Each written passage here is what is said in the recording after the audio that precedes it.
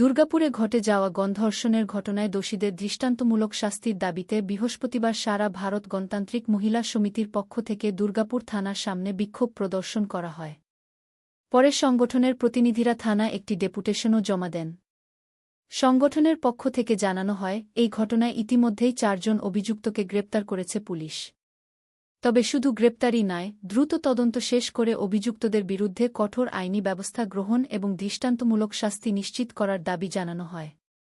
এছাড়াও মহিলাদের নিরাপত্তা নিশ্চিত করতে প্রশাসনের আরও সক্রিয় ভূমিকা গ্রহণের আহ্বান জানান সংগঠনের সদস্যরা।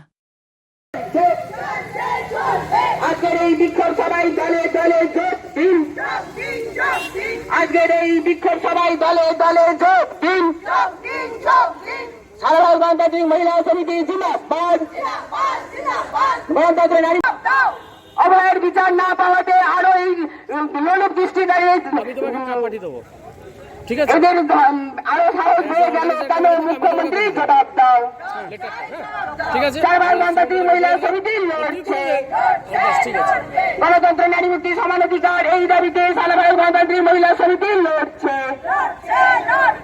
ইনকিলাব ইনকিলাব ইনকিলাব জিন্দাবাদ।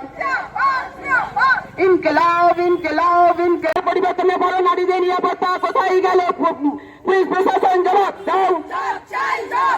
মুখে বলে বেটি বাঁচাও বেটি পড়াও, সেই বেটিদের আজকে ভুলন্টিত হচ্ছে কেন? পুলিশ প্রশাসন জবাব দাও।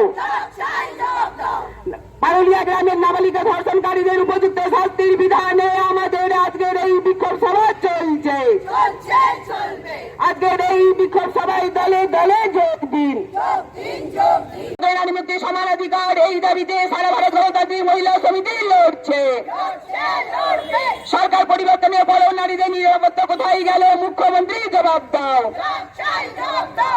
সরকার পরিবর্তনের পরেও প্রশাসন মেনে এই অবনতি কোথায় গেল? মুখ্যমন্ত্রী জবাব দাও। সারা ভারত গণতান্ত্রিক মহিলা সমিতি জিন্দাবাদ। গণতন্ত্র নারী মুক্তি সমান অধিকার এই দাবিতে সারা ভারত গণতান্ত্রিক মহিলা সমিতি লড়ছে।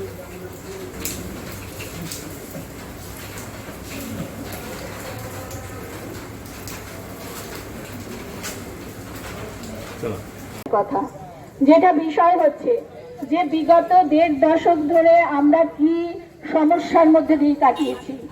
কি সমস্যা বলতে মহিলাদের নিরাপত্তা ছিল না, একদম তলানিতে গিয়ে দাঁড়িয়েছিল।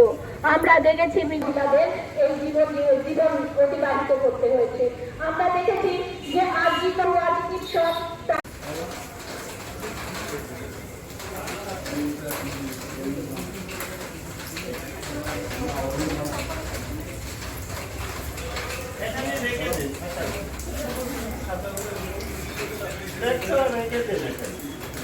বাইরেটা এখানে রেখে দাও না। গণতান্ত্রিক মহিলা সমিতি লড়ছে, লড়বে।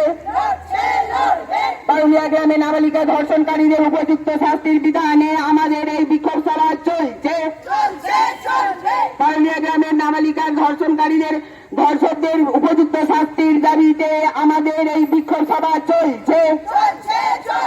সারা ভারত গণতান্ত্রিক মহিলা সমিতি জিন্দাবাদ। সরকার পরিবর্তনের পর ওদিকে দিকে আইন শৃঙ্খলার অবনতি হচ্ছে। পারুলিয়া থেকে ঘটনা ঘটেছে, একটি মেয়ের প্রতি যে অন্যায় হয়েছে সেই অন্যায়ের প্রতিবাদে আজকে আমরা পুলিশের কাছে ডেপুটেশন দিয়েছি। উনি বলেছেন যে আপনারা যে কথাগুলো বলেছেন নিশ্চয়ই সেগুলো তো আমরা করবই। আমরা অপরাধীদের অলরেডি তারা গ্রেপ্তার করেছে, তাদের যাতে দৃষ্টান্তমূলক শাস্তি হয় সেইটা তারা দেখবে অবশ্যই বলেছে। এটা কাদের তরফ থেকে আপনারা এসেছিলেন? আমরা সারা ভারত গণতান্ত্রিক মহিলা সমিতি। যে মহিলার সঙ্গে ঘটনা ঘটেছে কি পারুলিয়ারই বাসিন্দা না কোথাকার? না না, উনি হচ্ছে খাটগড়িয়ার বাসিন্দা। খাটগড়িয়ার বাসিন্দা। এখানে দিদির বাড়িতে এসেছিল? দিদির বাড়িতে। ঘটনাটা ঘটেছিল কত? 30 তারিখ। আপনার নাম? আমার নাম মিতা ভট্টাচার্য।